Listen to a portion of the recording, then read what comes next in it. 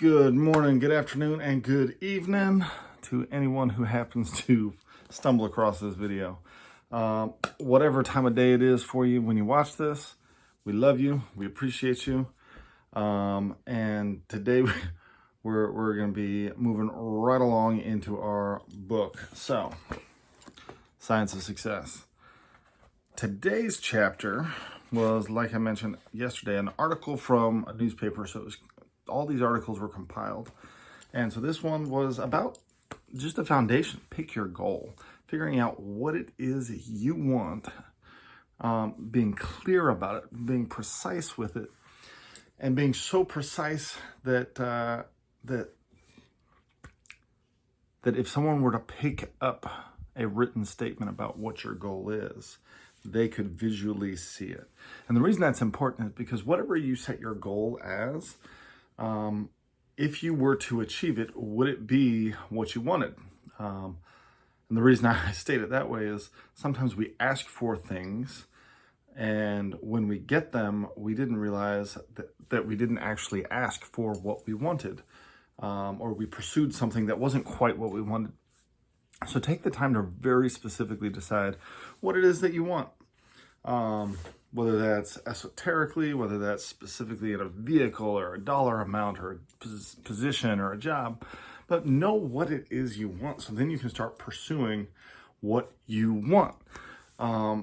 Finding multiple different means of getting what you want and figuring that out. Because without a definite goal, purpose, vision, dream, you're just going to be working aimlessly, and that doesn't get you very far. So, next up, in The Power of the Other, today, trying to pull this up, was the Bermuda Triangle of relationships. And ultimately what this section was talking about is the Bermuda Triangle of relationships is when person A needs to talk to person B to resolve a problem. But instead of talking to person B, they go talk to person C about person B. And then both person A and person B have a negative view of person B, but they never get person B's side of the story or side perspective on what it was that was going on. And what it does is it creates this environment where nothing ever gets resolved. It becomes very toxic. It becomes very divisive. Now, there is times where person A is going to talk about person B to person C, just as in any conversation, but it doesn't have to be toxic. So it can be, hey, how's your team going? So you may talk about people, but not necessarily in a negative state. But if there's tension in a relationship, then those parties need to converse with each other, not with a third party about the other person.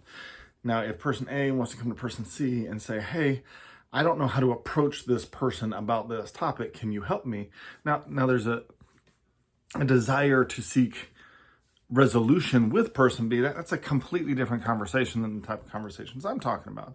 The conversations I'm talking about are when person B goes to person C and says, you won't believe what person B just did. They just did nah.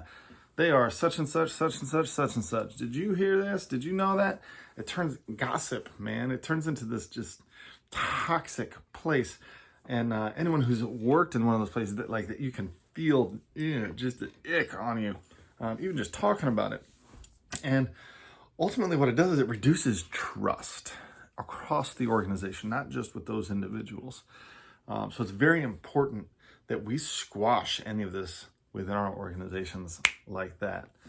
Because if there's no trust in an organization, no matter how small, even down to the family unit, if there's no trust, then we don't have anything.